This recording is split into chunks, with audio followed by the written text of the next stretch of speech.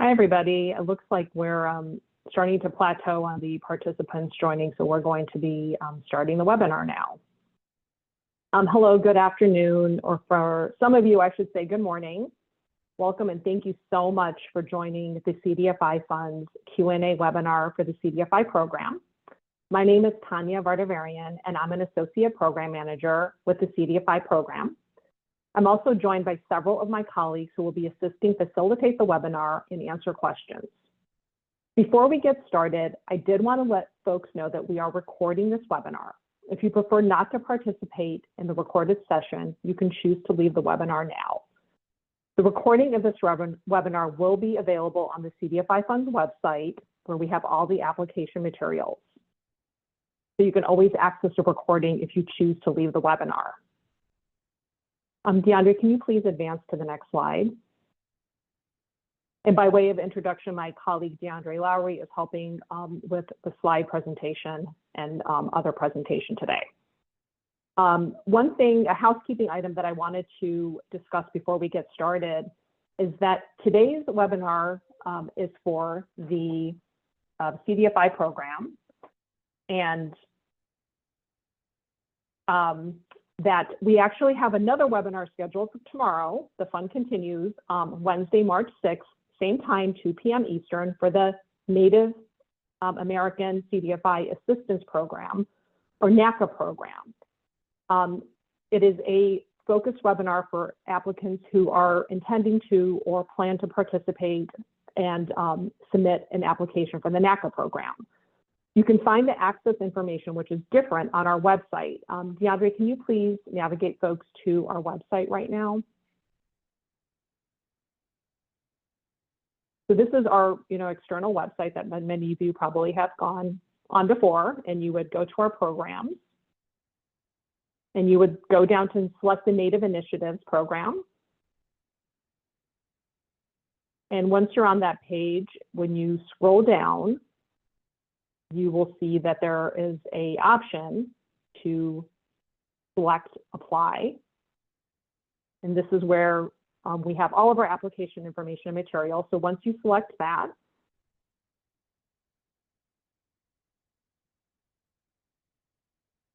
you can see we have all the information about the application, and we also have the information on the webinars. For the webinars that already took place, you can access the recordings, or you can see the webinars we previously had, and those are available. And then this is where you would find the Zoom link for the NACA webinar tomorrow. And I'm also going, while we're here, DeAndre, if you can just navigate back to the main page. Or actually, you can just go to the top. And if you want to also access the CDFI program, you would just go to CDFI program. And similarly, you would find all the application materials, deadline information, and the webinars, either the recordings or the access information under the step to apply. So I'm guessing several folks on this, joining us on this webinar have already navigated to this page, but just in case, this is where you would find all the application information and materials for the CDFI program, and then the one we were just on for the NACA program. And then I will give DeAndre a moment to go back to the presentation.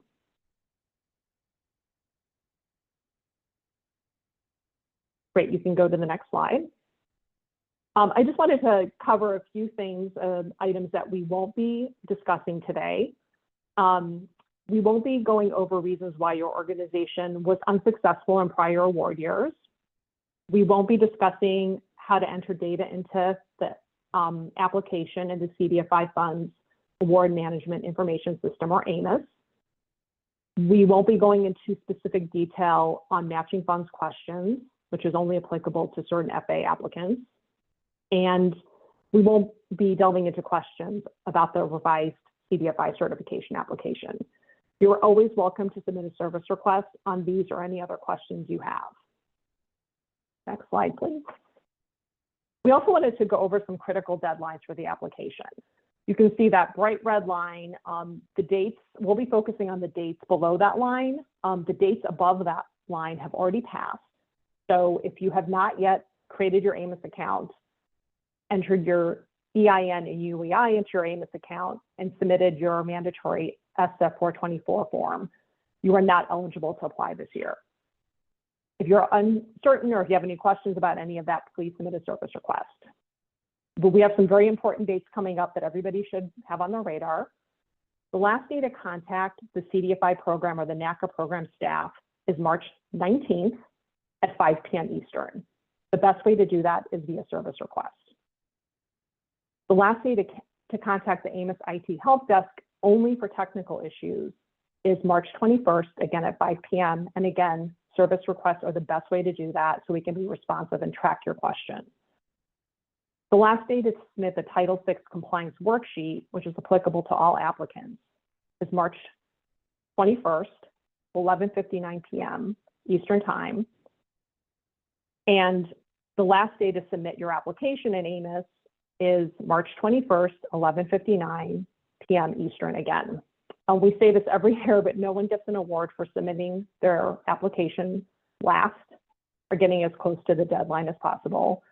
We really encourage folks to submit your applications as early as possible. We know that you are all working so hard to get these applications together, and we would hate for anybody to miss the deadline and the opportunity to apply for these programs. These deadlines are applicable to everybody applying for TA, base FA, or any of the supplemental awards, including the Housing Production Financial Assistance Award, whether you're applying as a supplement or on its own. And speaking of the HPFA program, DeAndre, if you can go to the next slide, there's one more critical deadline for folks who are applying for HPFA. Again, this is whether you're applying for HPFA as a supplement or on its own. The Excel application is due on April 4th, again at 11:59 p.m. This is submitted via a service request in AMIS, and again, no prizes for the applicant who submits it last, so please don't wait till the last minute. And again, this is required for all HPFA applicants. DeAndre, if you can go to the next slide. We also have some slides up here to remind folks that we do have, a variety of folks that you can contact with different questions. This contact information is available. This is taken from the full presentation that's on the website that DeAndre just navigated us to. So don't worry if you don't jot all of this down. This information is in that presentation, but just to remind folks that this information is here. And please go to the next slide. And again, all the application materials can be found on the CDFI Funds website, which we just showed you how to access. Please check the website regularly from time to time. Information is updated as well. Now, if you can go to the next slide, DeAndre. Now, for the main reason we're here is we're ready to get ready for the Q&A session to start. I just have a few housekeeping items that I wanted to go over before we get started. We are using the raise hand feature to ask questions, and we will answer the questions in the order that they are provided. Please do not put your question in the chat feature because we will not be monitoring and answering questions via chat.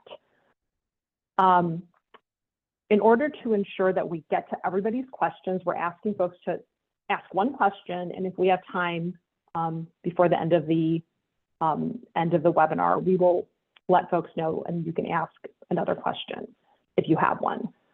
You can always submit questions via service request if you have additional questions and we can't get to them during this webinar. We will try our best to answer your questions during the webinar, but in some cases, if the question is very specific to your organization or situation or scenario you're presenting to us, or that might not be that common, we may ask you to submit a service request, and that will be the best way for us to ensure we are getting you the best answer possible. Also, after you ask the question, you may hear some radio silence for a minute or two. It may take us a minute or two to coordinate. As I mentioned before, there's a lot of us behind the scenes, and we may need to confer or look at some information before we can respond to you as well. My colleague Rio O'Neill, who you heard at the top of the hour, is going to be moderating the questions. So he'll be coming on in a few minutes to do that. And so he'll be the one to call on you and ask you to ask your question. But before I hand it over to Rio, I have some of my colleagues in the program office who are working on the HPFA program who have been getting some questions on the HPFA program and are going to answer some of those before we get started with the open line of questions. And with that being said, I'm going to hand it over to Daniello and Andrew Schlack, who will be doing a brief answering some questions on the HPFA program. Great. Thank you, Tanya, for the introduction. It's Andrew Schlack and Dan Aiello, and Elizabeth Hoffman has also been supporting the work of the Housing Production Financial Assistance Program. And we thought it would be a good use of time, just given the questions that have come in around the HPFA program, to answer 4 questions that have been really common. So Dan and I are going to have a little dialogue here. We've got 4 sort of canned questions that have come in from multiple folks looking for an answer. So we just wanted to respond to these at the top of the call and help folks out. So Dan, the first question that we have is, can you please walk me through the HPFA PG&Ms to help me right size my projections? And Dan might be sharing his screen, DeAndre, but Dan, that's our question, and I'll pass the mic over to you. Thanks, Andrew. Can you take the, thank you very much. So I think the easiest way to answer this question is to share the HPFA guidance.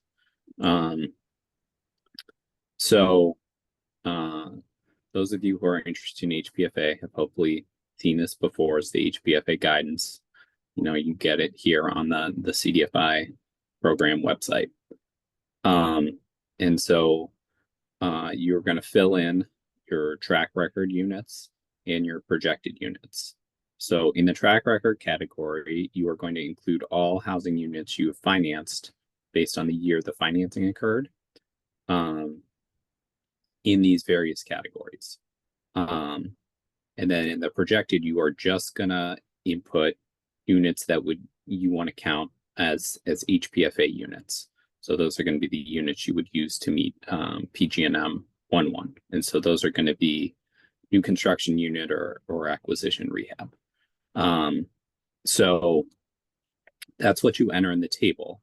And then that is going to generate your PG&Ms. So there's a good example here that I'm not going to read. Let me zoom in slightly just in case folks are having trouble seeing. There's a good example here that kind of walks through how you might enter this. Now we've gotten a couple questions about the PG&Ms, so I just want to walk through them.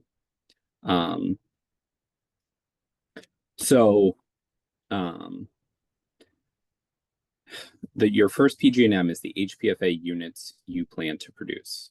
So these are going to be housing units that meet the requirements of the HPFA program, included that they be completed and ready for occupancy by the end of the HPFA investment period of performance, which is the end of the 3-year period.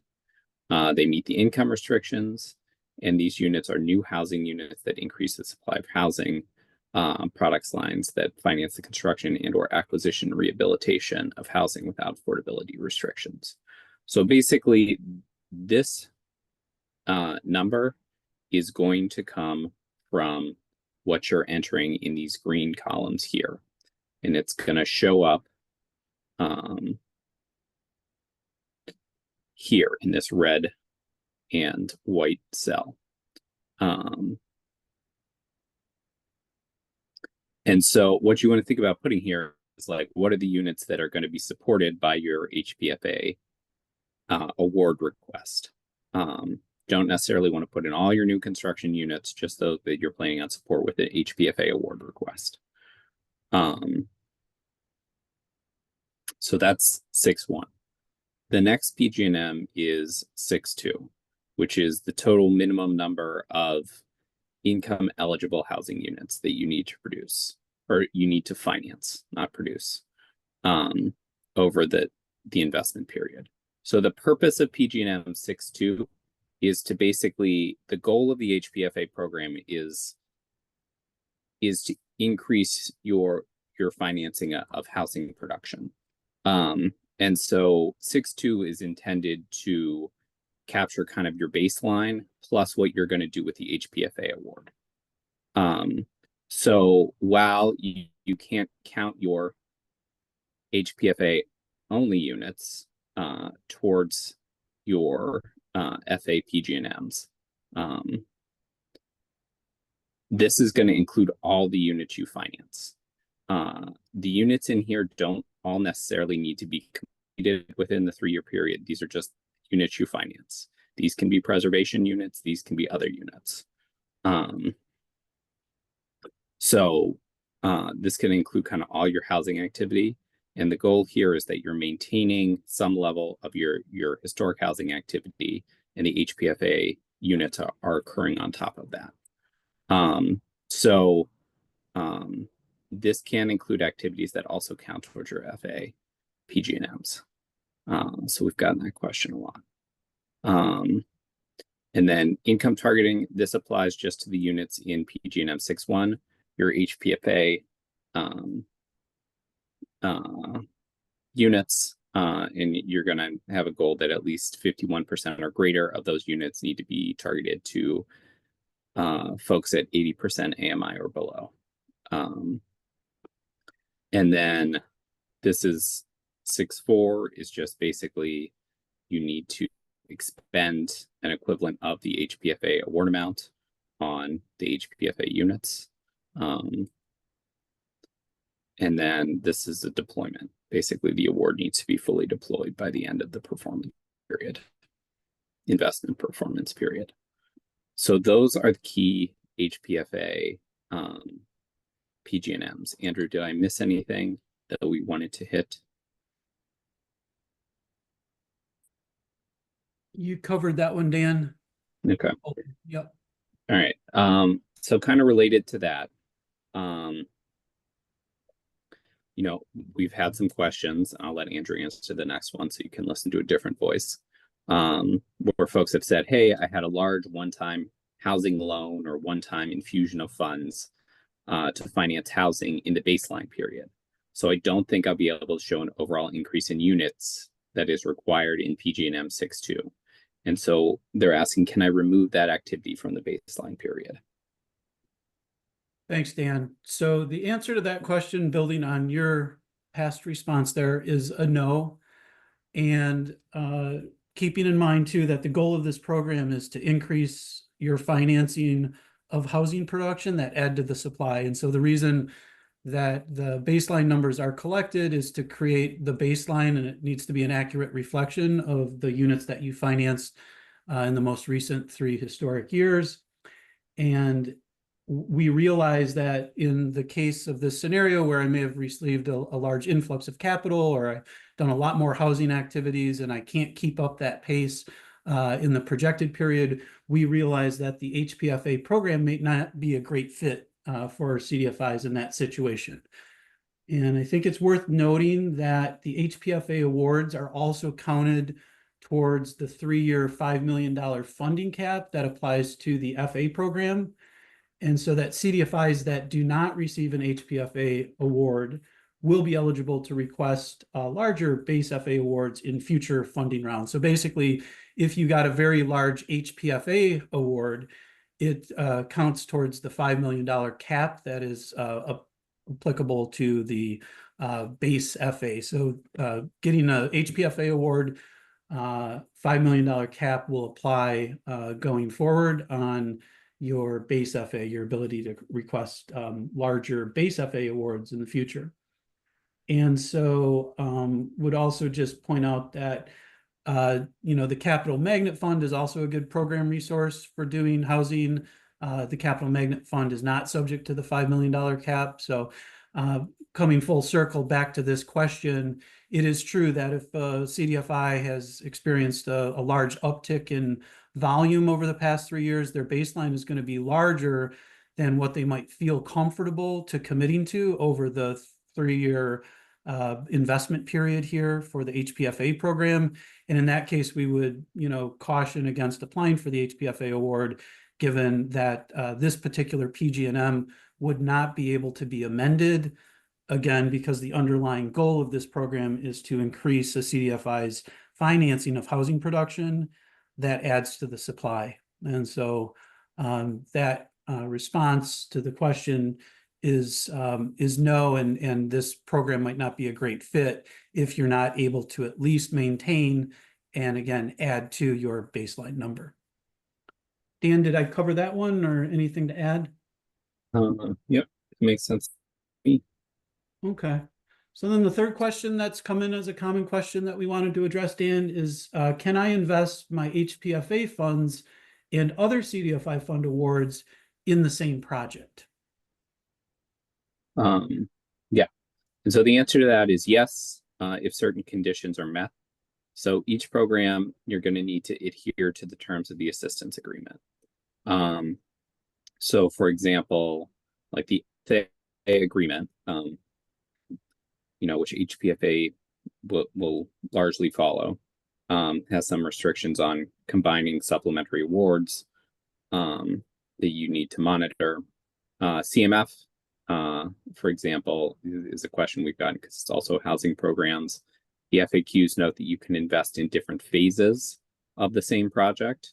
For example, FA might be used for construction and CMF might come in for permanent.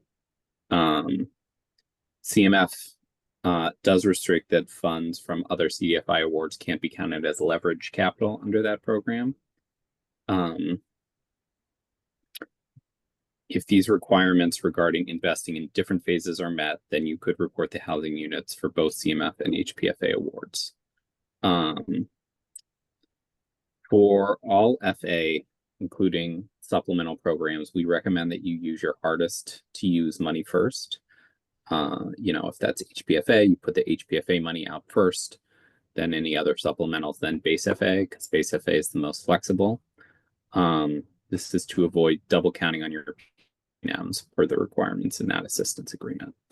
So it is going to kind of be important to keep in mind these restrictions on combining things.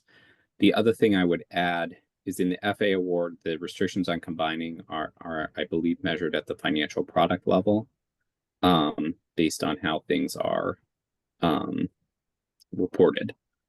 So that's something to keep in mind. And all right, the last question we had that we just want to stress is the NOFA says that the deadline to ask content questions to program staff is March 19th, 2025 at 5 p.m. Eastern time. Does that deadline apply to HPFA? And the answer is yes to that one. So as Dan mentioned, the table that Tanya showed earlier on the call, those deadlines are applicable to the HPFA application, even though that the HPFA application itself is due at a later point. All that is detailed in the NOFA, so the table with the key dates in the NOFA is accurate, and we would ask that if you want a response to your HPFA related question, you please submit it by a service request by March 19th, 2025 at 5 p.m. Eastern. And with that, we covered the canned questions that we wanted to take at the top of the call, Tanya. So we'll just pass it back to you to coordinate the question and answer. Thank you. And Tanya, you're still on mute. Thank you. Sorry about that. There you go. Yep. Thank you. I'm going to hand it back to, I'm going to hand it over to my colleague, Rio O'Neill, who will be, as I mentioned earlier, sort of monitoring and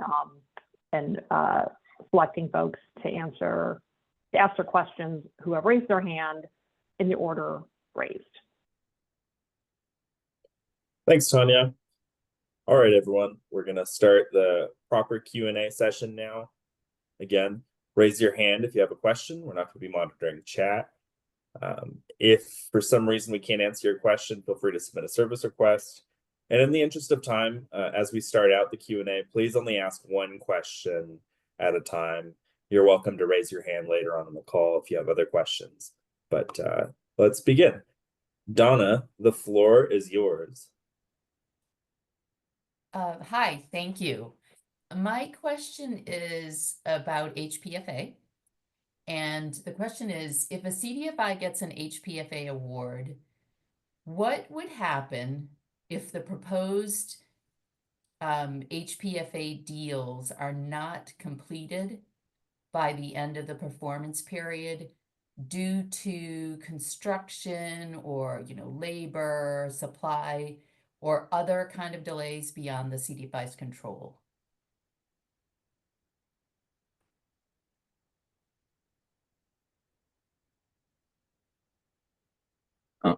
Hey, Donna. Oh, Dan or me. Donna, nice to hear your voice. And Thank good you, I'll let you go, Andrew. Hey, yeah, so what in the assistance agreement will be drafted. So what we're proposing, what's in the NOFA, ready for occupancy, is the key concept. So if they're not ready for occupancy, we don't have a remedy for the construction delays. That would be an incident of non-compliance, and we would follow the CDFI fund policy around issuances of non-compliance, where we're assessing, the compliance team would be assessing the incident of non-compliance on a case-by-case basis. And that And- is the existing process. Yeah, and so should it come to that, typically there is a cure offered. So it is possible that like the process may be there's an issuance, and then there is a period in time in which you can cure, in which case the cure would be kind of finishing the project, depending on how long that's set. And then if it's cured, then that non-compliance would go away. Thank you. So just as a follow-up then, so put yourself in CDFI's position, applying for this. Do you feel like is it a reasonable risk? And if there were an issue of non-compliance, I would imagine, I know there's no, you can't guarantee, but I imagine you would be very open to really understanding what happened, and if it truly is not the CDFI's fault, there will be a very reasonable cure period that reflects kind of the current status of the project. Yeah. Yeah, that's why, and I can just speak from the experience. And again, this is on a case-by-case basis, and we don't sort of preemptively, make non-compliance cure. Just it's on a case-by-case basis, Donna. But given, it's real estate, things happen, capital magnet fund, this has happened, and the compliance team works with the recipient to meet. It's an accounting of where the project's at and the status, and it's offering a cure. I mean, the whole point, right, is to get the units created, Yeah, to have the impact that the program's designed to do. And if you can't meet the performance period because of exigent circumstances, a whole lot can go sideways. There are cures offered to allow the goal of the project to get met, right? right. And, it's more of a compliance question. I'm not sure if anyone on the compliance team is here to talk to it, but, cures can involve a whole litany of remedies. But the question that you're asking is, the compliance team would look at it on a case-by-case basis and want to, set up whatever the remedy is for success. Hey, I need another 6 months to finish this project. I need another 12 months to, but it's on a case-by-case basis. So it's really hard to articulate a general answer. But again, when there is any incidence of non-compliance on a grant program, the determination letter goes out, and as part of that, a cure is offered. Okay, great. Thank you very much, Andrew and team. The other thing I would just add is like, it is one thing in terms of project selection for this money that you're kind of assessing your risk and how likely this project is to move forward, what stage it is in the planning, in terms of like whether this is the right project to invest in with this money. Yeah, that's an excellent point, Dan. So like if I was doing a pre-development loan on a project that I know is going to take 7 years to complete or something like that, right? If I'm doing land acquisition, like that's not the best fit for this, right? Donna's question, I do a pre-development loan and I know that it's going to be under construction and it's on target to finish in 3 years. Something might happen during construction where it doesn't happen in 3 years, and it might go over the certificate of occupancy might extend beyond 3 years, but it's really not a great fit, right, Dan, for projects where I know the development horizon is like a 7-year timeframe. Yeah. So that's just something I would encourage folks to think about. I know CDFIs do a lot of pre-development lending, depending on the type of project and kind of the specific details that may or may not be the best fit for loans.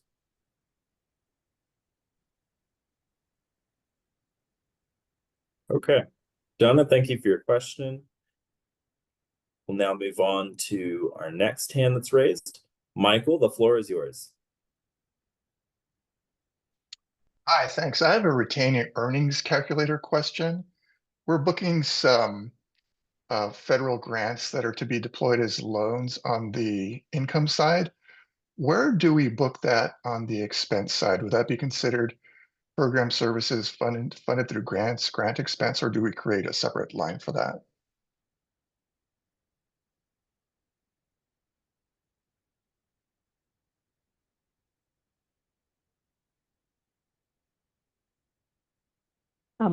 Hi, Michael. This is Anya Vardavarian. I'm going to jump back on. Could you please submit a service request for that question? That's a fairly detailed and nuanced question that we don't hear very often. So if you could submit a service request, we will respond to your service request to answer that question. Got it. Thanks. Thank you. Thanks for your question, Michael. We'll look out for the service request. Rebecca, your hand is next. Yes, can you hear me? I'm thinking Sure you can can. because I can see it on the closed caption. HPFA, we created a subsidiary to handle the buildings side, our development side of the organization. Completely separate entity so that the CDFI, which is the main organization, handles the financing. How to word this? If we, on the financing question where you have the historical, we can't count housing financed to that subsidiary, can we? Because it's not arm's length.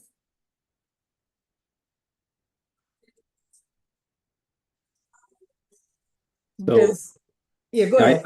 I understand the question, and this gets into a bit of nuance between what the rules around program funds are versus what the rules on certification are. So, in our application guidance, for HPFA, there's no requirement that you only need to list arm's length projects. Okay, so if we financed, say, 62 houses over that 3 years, and I'm just pulling a number out, we could count those in that column on that spreadsheet that you showed us. Yeah. Mm-hmm. Okay. Yeah. So it is like just going forward. I just, when this comes up, I want to make sure people are aware that, like, yes, that you can't count like financing activity, non-arm's length financing activity for the purposes of certification. So folks just need to keep that aware. I know folks want to maintain their certification, that they need to be doing other types of activities. But in terms of like a specific use for these program funds, we don't have that restriction in place. Okay, thank you. And I would say, Dan, not only can you for HPFA, but you should. The requirement, Rebecca, is that you would include those 62 units for the purposes of establishing your baseline. And what the HPFA program is going to ask you to do is more than 62 units going forward. Okay. Thank you. Yeah, of course. Thanks for your question, Rebecca. Thanks, Dan and Andrew, for answering it. Next up, we have Anna Hamilton.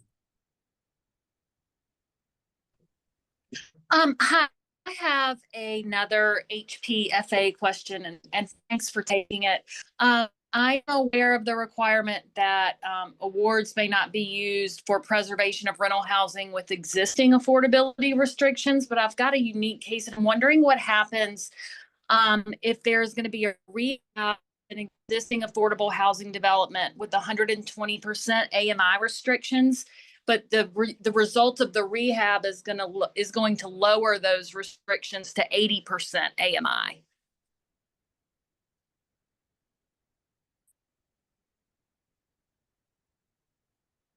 So I understand the question. That scenario, I want to research the whatever's at 120%. So the concept you're testing here really is I know I want to be really clear. So naturally occurring affordable housing is housing that's affordable, but there are no income restrictions in place.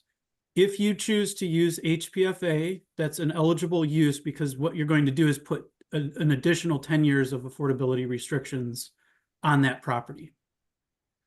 Your scenario here is contemplating whether or not 120% is an existing affordability restriction. And that's what I would want to research. I would want you to put that in a service request question. Okay. Because it has to do with the definition of affordable housing. I don't think the restriction at 120% is going to count. Okay. True, it's an existing restriction, but I don't think it's going to count in our definition of affordable housing restriction, but we will research and let you know. Okay, I'll submit a service request. Thank you. Thanks for your question, Anna. Next up, we have Willa Maddox.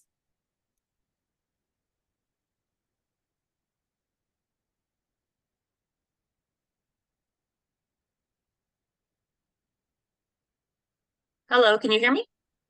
Sure can. Okay, great. So my question is about the HPFA, and I wonder if an applicant is a prior CMF awardee and its 3-year historical track record includes CMF housing production, should those CMF units be included in the HBXL component of the application, or should those be omitted from the track record production? Thanks for the question, Willa. Those would be included. So looking back, we're asking that all the production be included. Okay, thank you for the answer. Next up, we have Emma Tinsley. Hello, can you hear me? Yep. Hi, I have a question about the exclusion of ERP and RRP funds. So we are excluding those in our financial inputs, but we're wondering if they should also be excluded from the beneficiary and client data, the loans that are made with those programs.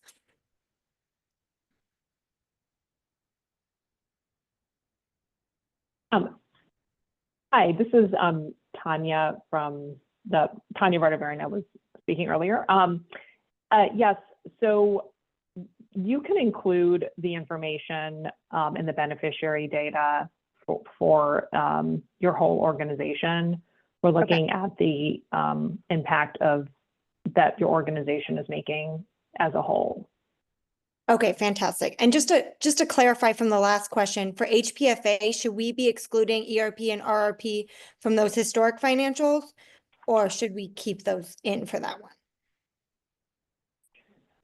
The FA guidance document has very specific instruction, and perhaps one of my colleagues can quickly look up the page it's on or the section on when you should be including or excluding the ERP and RRP information. Essentially, the instructions in the guidance are in there because we do not want you, there's a no double counting requirement. And so if you include information about ERP and RRP in the financial input fields that are going to be used particularly for your PG&Ms around your FA objectives, then you might be overstating your financial inputs and your projections. So in certain fields of the financial inputs, we're looking at your entire organization, and we're not necessarily using that information to feed into your PG&Ms if you get an award, which go into your assistance agreement.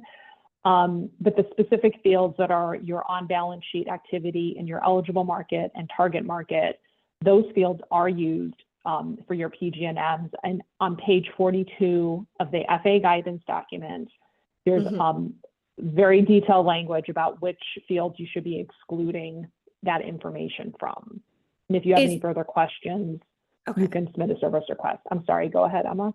Oh, I was just going to confirm, is that guidance the same then for the HPFA historic inputs? So Tanya, I understand Emma's question. When you're filling out the HPFA workbook, Yeah. include all of your historic activities, regardless of funding source. And again, it's back to this point where the purpose of the HPFA program is to increase your financing of housing production that adds to the supply. Okay, So thank you. that's the whole purpose. Yep, great question. Just want to be crystal clear for everyone. In stating your HPFA for the purposes of filling out the HPFA workbook, we're just trying to get a baseline measurement, right? Establish a benchmark. Here's what I did in the last 3 years, so that then we can monitor and put in a PG&M that ensures that you've increased what you have historically done. Yep. Thanks. Does that make sense, Emma? Yes, it does. Thank you. Great. Yeah, and I just wanted to clarify, my initial response was intended for the base FA application. So, and Andrew just responded for the HPFA application financials. Right. Thank you. That makes sense. Thanks for your question, Emma. Next, we have Vicky Frank. Hi, I have yet another question about HPFA. Working with a small business lender, and they have, in the last 3 years particularly, have really increased their lending to small and minority and low-income developers. So they haven't had, and so they're increasing affordable housing, but they haven't had restrictions. They're not they're thinking about them historically more as small business lending, and so they're wondering if that can go on the table, if it should or should not go on the table. They're never had any, income restrictions. They have some, information about the number of units, if they would be kind of naturally occurring affordable housing, as you mentioned that earlier. So they're wondering if they want to apply for HP, what does the historical data look like? And should they be including that both historically and projected, or should they be excluding those kinds of loans?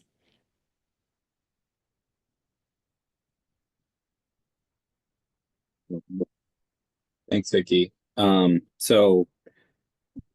on the guidance, we would say unrestricted housing probably wouldn't be included in the table. We're looking for housing with income restrictions at the levels listed in the table to be included there. Not that,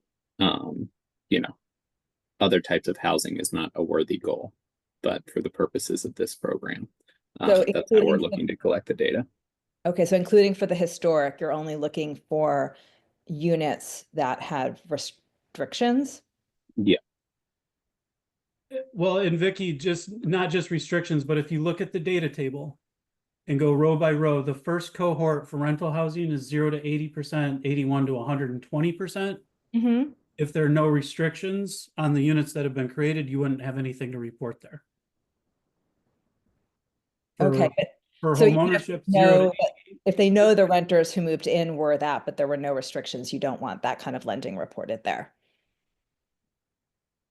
Because that was really, that's a big question. No, then we misunderstood your question. So if it's the units that are serving those income ranges. Right. So they know that the current renters that moved in initially were low income, but there wasn't a restriction for it. It just, they were funding naturally occurring affordable housing. Got it. Then report those units. Then report those units. Okay. Thanks for your question, Vicky. Thank you. Vicky, I do want to stress that going forward, there do need to be restrictions on the units. Next up, we have a question from Judy. Okay, thank you. My question is about TA and the required financial information. Our fiscal year end date is 10/31, but looking at the the charts in the guidance, it kind of assumes that we wouldn't have a completed audit by the due date, but we actually will. So my question is, should we include that completed audit for 10/31/24 as historic year one? And then what would be the date of the current year financials for ending 12/31/24? Would that be acceptable? Hello, Judy. My name is Matthew. I'm an associate program manager on the CDFI NACA team. Unfortunately, if your organization's fiscal year end is 10/31, you're going to have to follow the rules for that particular fiscal year end, which is outlined in Table 12 in the FA guidance. So the application will be set up automatically for you based on your fiscal year end, with the assumption that your group will not have fiscal year 2024 audited financial statements yet. So fiscal year 2024 is going to have to be your current year, and then 23, 2, and 1 as historic, 25, 6, and 7 as projected. Does that answer your question? Yes, this is a TA application though. You said FA. I just want to make Oh, sure. my I'm apologies. in the Yep, TA guidance table 12.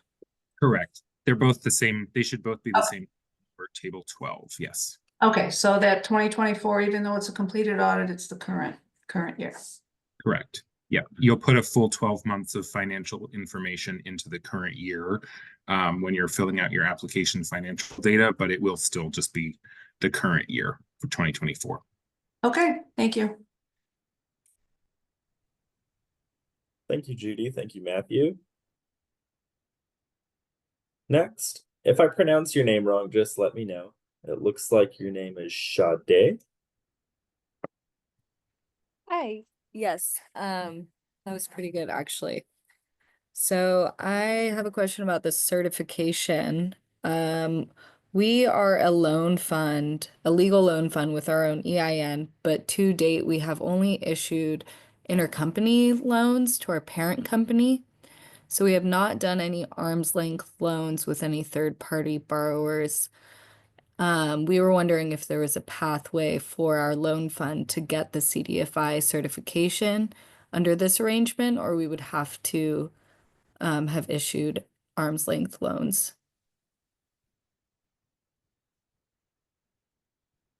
Hi, thanks for your question.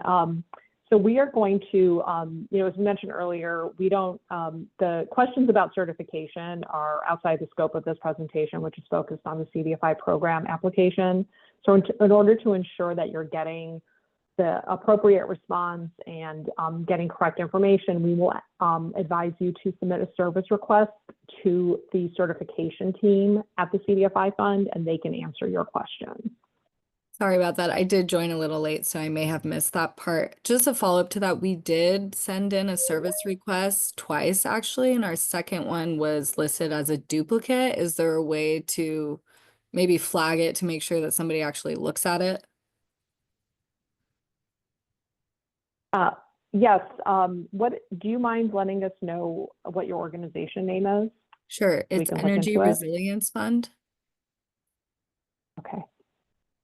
We will look into it. And then also, although I know you did not ask this question, if you are an uncertified applicant, you can, I'm not sure if you have looked at if your organization is contemplating applying for the technical assistance or the TA award. Maybe that's why you were joining, but that is an option for you if you've met all the other, if you had it on your radar and met all the deadlines that have passed, you are still eligible to apply for the TA program application. Okay, great. Thank you. Sure. And would you mind repeating the name of your organization just one more time, please? Sure, it's Energy Resilience Fund. Great. Thank you so much. Thank you. It looks like we have one more hand raised. If you have any questions, just feel free to use the raise hand feature in Zoom and we'll get to you.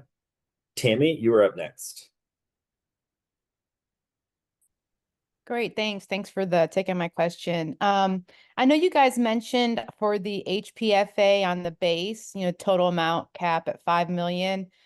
Just to clarify on the request for HP, if I've got an award in, last year for say 1 million, and I'm also applying for just FA for 1 million, my amount I could apply for based on my ability to deploy and all the other restrictions could be 3 million for the HPFA is the max, but the question is not leaving any money on the table.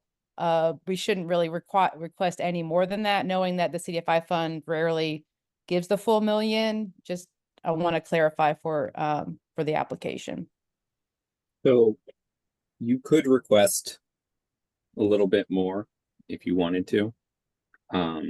I would be cautious about that because I wouldn't request 5 million because you couldn't get that because you got $1 million award last time. And if you're applying for base FA this time, you need to get probably at least a $500,000 award. Because I think that's the minimum. So if you want, I guess you could go up to 3.5 million. But we would do that kind of analysis on the back end to see what's feasible. Okay, great. Yeah, that helps. Thank you. Dan, if I'm tracking that right, you would want to assume that you would get the minimum base FA award. Yeah, well, because you'd need to get a base FA award to get an HPFA award as a supplemental. So you wouldn't want to. So you need to assume you get at least the minimum. The base, probably, yeah. You get a little more than that. You probably go to 3.4. But to some, there's not a hard and fast calculation, but it doesn't do you any good to ask for an amount of money that we could never possibly give you. Yeah. So use the benchmark of the minimum amount of your FA award, and we will make the back end adjustment so that you are not going to breach the $5 million cap, which would ultimately result, if you got more than the minimum FA award, we would reduce your HPFA award. That makes sense. Thank you. That helps. Appreciate that. Yeah, this is Tanya. I just wanted to also clarify that the minimum award varies depending on the type of applicant you are. So I would encourage everybody to look at, or you or whoever else has this question to look at. I believe it's table 2 in the NOFA that outlines the minimum award amounts for different types of applicants.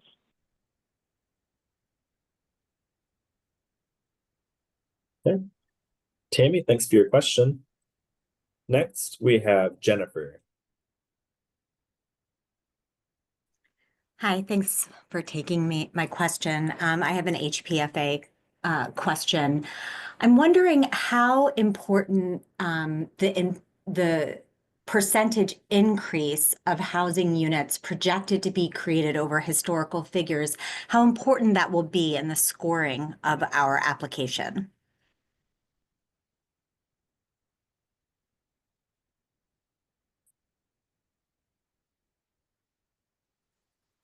We would ask that you set a reasonable goal, and you don't want a stretch goal. We're not going to, the procedures on how the award sizing or the competitiveness of the applications, there's a number of moving components. I would encourage anyone who's interested in applying for HPFA to make sure that you're comfortable with what you're committing to projecting. Again, because we're not going to reduce that PG&M after it's awarded and prorated. So like all your PG&Ms, we ask that you set a realistic goal that you have confidence that you'll be able to attain. Well, we are going to prorate it based on, the difference between what you request and your actual award amount, but we're not going to reduce it from there. Right. I just want to be clear on that point. And I would just build on what Andrew's saying. So the amount you're requesting should be reasonable, kind of based on your strategy and how you're intending to use the money. Right? Like if you ask for a $2 million award and said you were going to build 1 unit, it's probably not super competitive. So, it should be kind of reasonable based on what you're intending to do. Okay, thank you. Because that's I think one of the things we're definitely going to analyze is like, is this request justified based on how they're intending to use the money? Does it make sense? Right, and knowing that each, strategy, really, it's like what you've been doing historically. Each strategy might vary in the amount of subsidy, right? And the subsidy requirement and, where I'm building and financing units. There's really so many variables. It's really about leveraging it. It's basically taking the good work that everyone's already doing and asking to do more of it. So we would encourage you to use that in sizing the projections. And yeah, if you ask for $5 million, but we get a lot of applications and we only have enough money to fund you at $2.5 million. If you ask for 100 units or 1,000 units, right, at $5 million, we only gave you 2.5. We would, reduce that to 500 units or 50 units, right, based on your strategy, Jennifer. Mm-hmm. So that, really we're just take the business model that you have, that that's working, that you want to increase activity in, and use that to create your forecast and do more of the, this money's designed to help you guys do more of the good work that you're already doing. Okay, thank you.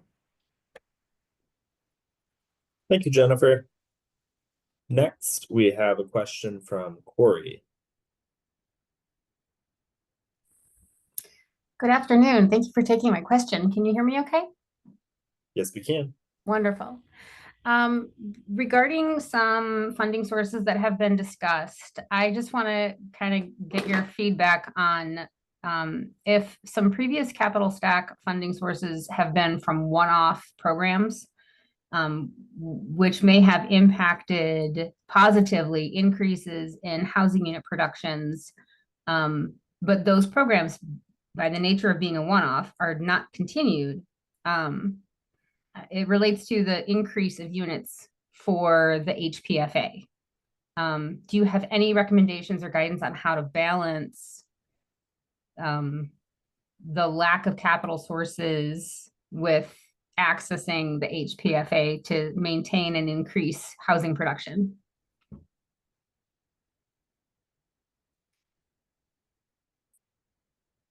So Corey, this I think goes back to the top of the call where we were responding to a couple of plant questions.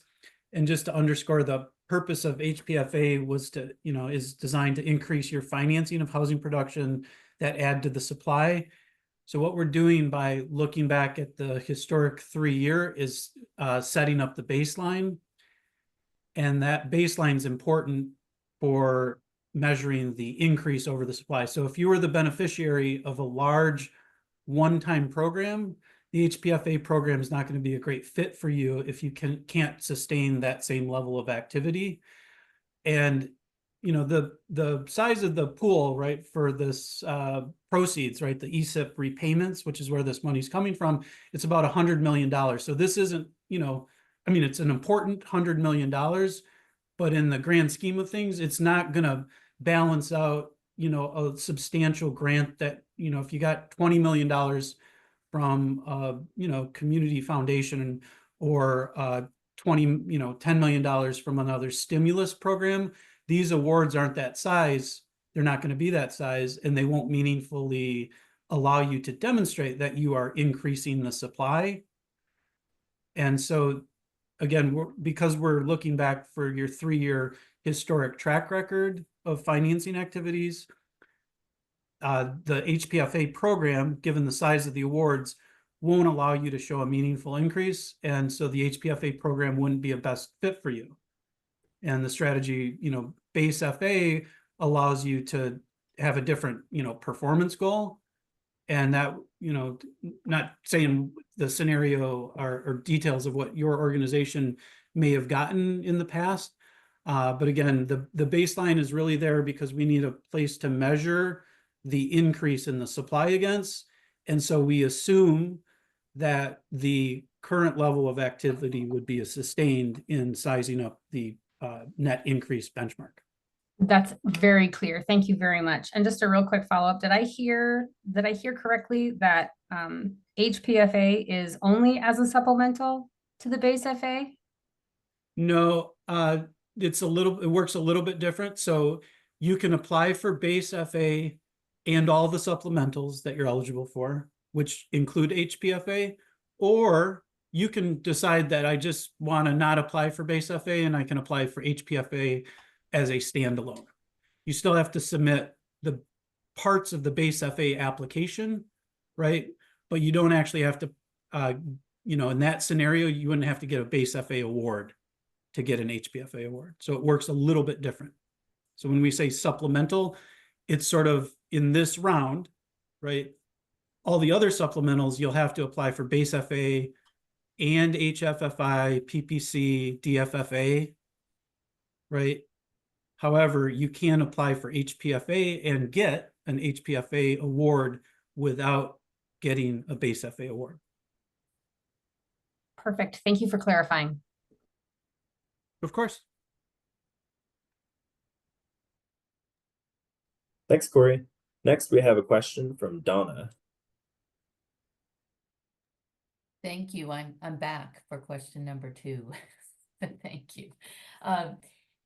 Given another HPFA question, given the structure of the program and the 3-year, the 3-year deadline to get units occupancy ready, would you expect to see most, if not all, projected units to be reported in year 1? And would you sort of look unfavorably if they were put into years, 3 for sure, but even 2 and 3? Yes. I mean, I do think we expect to see most things put into year 1. Whether we look unfair, it does depend on the strategy, right? Like if you're doing, for example, if you're buying vacant houses, and I know there's some CDFIs who do this, or buying vacant houses, rehabbing them, and then reselling them, or financing that sort of activity, that can be like a quicker turn. So it may be reasonable that you have units projected in across all 3 years, because your construction to getting ready, like the time from financing to getting ready for occupancy, may only be 8 months. If you're building like 40-unit multifamily housing projects, then that may be less recent. Great, thank you. Thank you, Donna. All right. Are there any other questions? Yes. Kathy, we see your hand. Yeah, I have just a regular essay narrative question. For question, this is the first time we are going to apply when we've gotten a grant within the past couple of years. And so we've never had to answer question number 6 for previous award recipients. And I was just sort of curious, it says we have to provide information on how this request will create additional and/or different impacts. So if we do small business lending, our impacts from small business lending tend to be very similar the whole time we're doing small business lending. I was just wondering what kind of differences is the CDFI fund looking for us to demonstrate? Like, we're doing increased deployment as our objective, but would they be expecting that we're introducing a new product, or that we're expanding where we're going with it? Like, I guess I'm trying to understand what different impacts might be expected when you do a certain type of loan from year to year. Hi, Kathy. I just wanted to clarify, did you mention that this is your first time applying for FA, or that No, you have this a is the- prior award? we have a prior award. It's the first time we're applying when we've had a prior award. So we've never answered this question. Got it. Sorry. I missed that. Yeah. So again, it's, you know, a lot of it depends on what you're proposing to do with your award and what your organization does. So there's no prescription or requirement. It does say, you know, the language, as you mentioned, said additional or different. And so if you're, you had mentioned that your plan is to do increased volume. So I think you would, and if you're the type of, you know, lending or the products you're offering are not changing, then I would think you would be focusing on what you're doing additionally. And again, you know, some applicants may be introducing a new product. So for them, that might make sense, or going into a new geography, it might make sense for them to talk about what they're doing that's different as well. Does that help answer your question? Yeah, a little bit. I was worried it was going to be like, you know, whereas we're trying to, you know, create more jobs and we're trying to help our small business owners build wealth and that sort of thing. I thought it was like different, that kind of different impacts. And I was like, well, I don't, you know, I'm not quite sure what more we're going to do in those sorts of areas. Those are still our main goals, but it sounds like it's a little broader than that. So I appreciate the answer. Thank you. Sure. Thank you, Kathy. Would anyone else like to raise their hand and ask a question?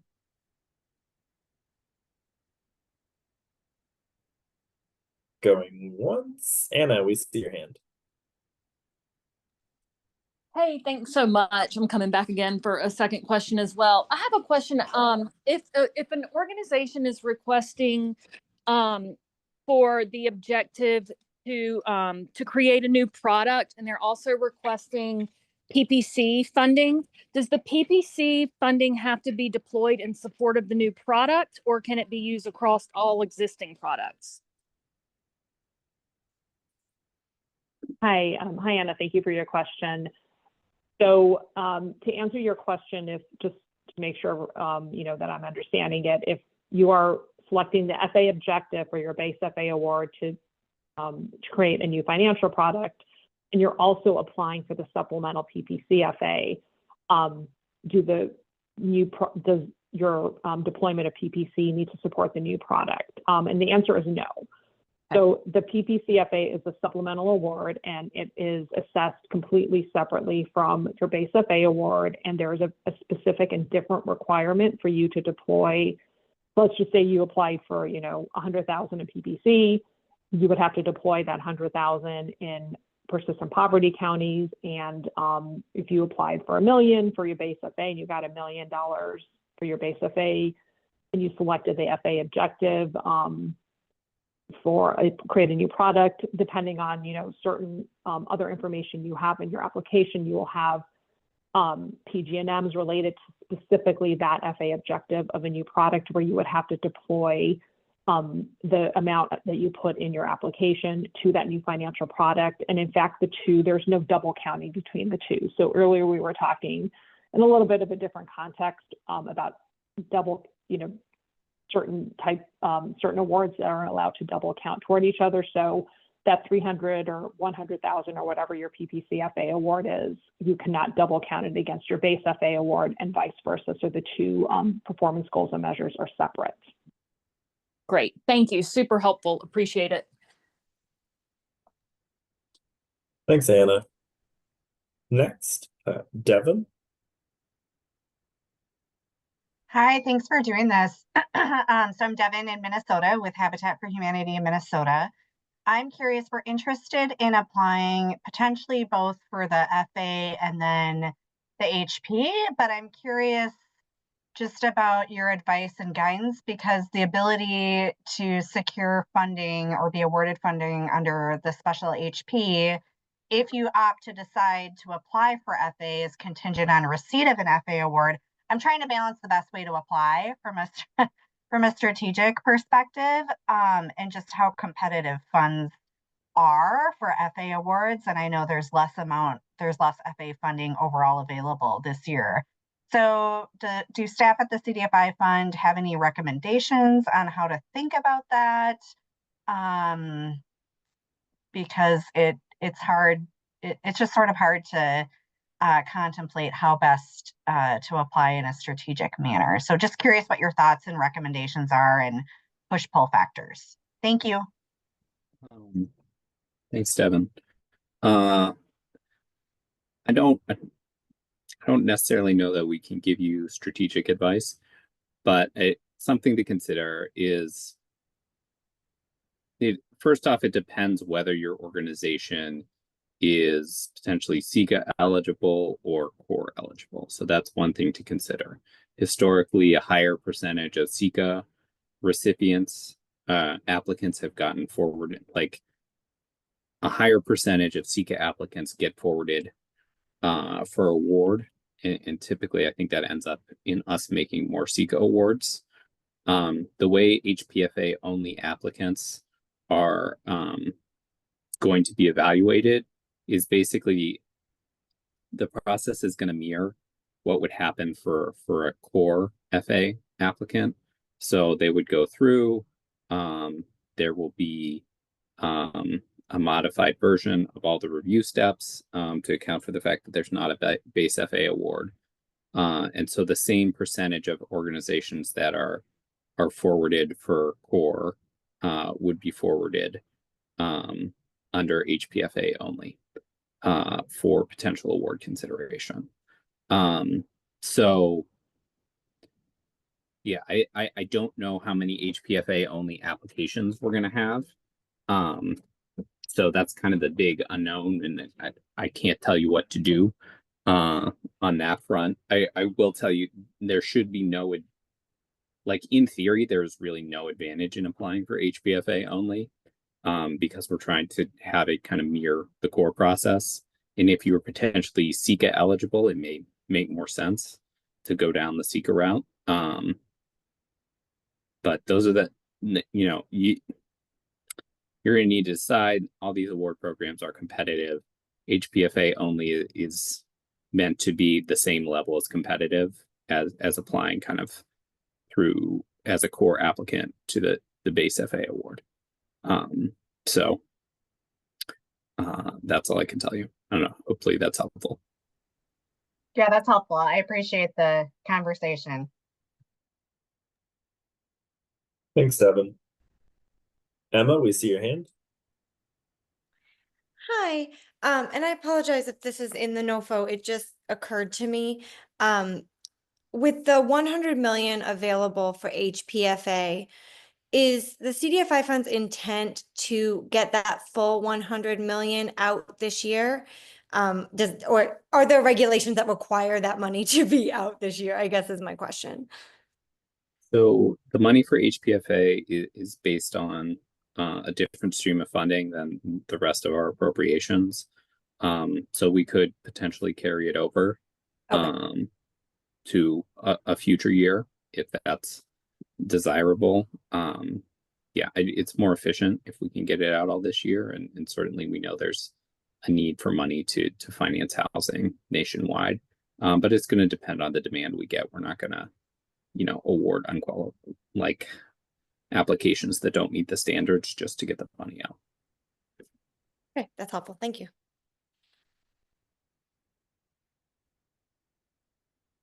Thank you, Emma. Are there any other questions that folks have?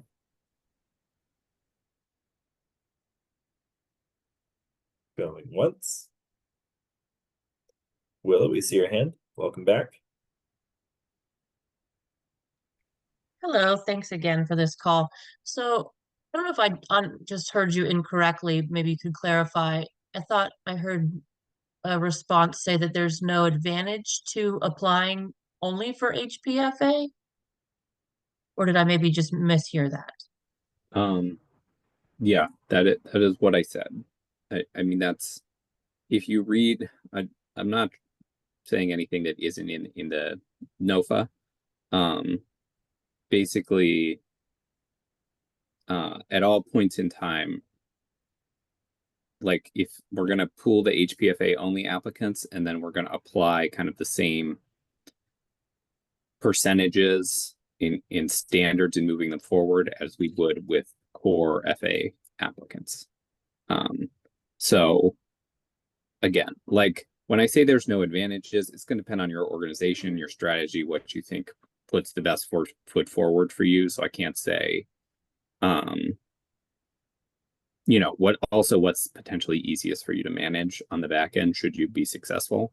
So like I can't say there's no advantages to you to an individual organization, but like the process is designed so that like their HPFA only applicants should be no more likely to receive an award than a general applicant pool, even though they're in separate pools.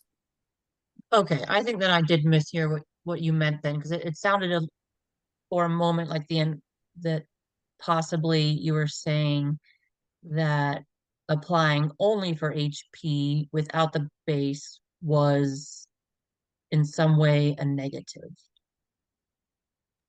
No.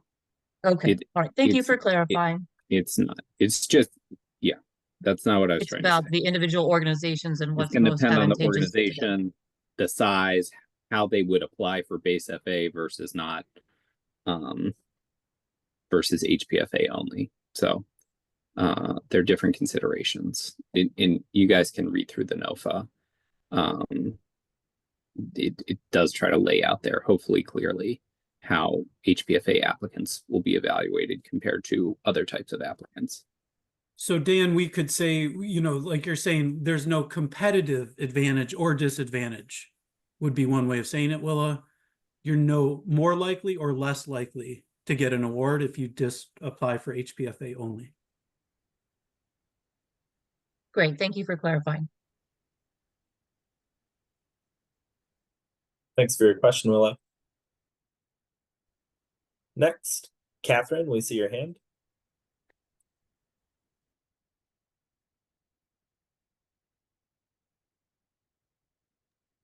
Sorry, I think I clicked the button accidentally and all my questions have been answered, so I appreciate it. Glad to hear it. Would anyone else like to ask a question?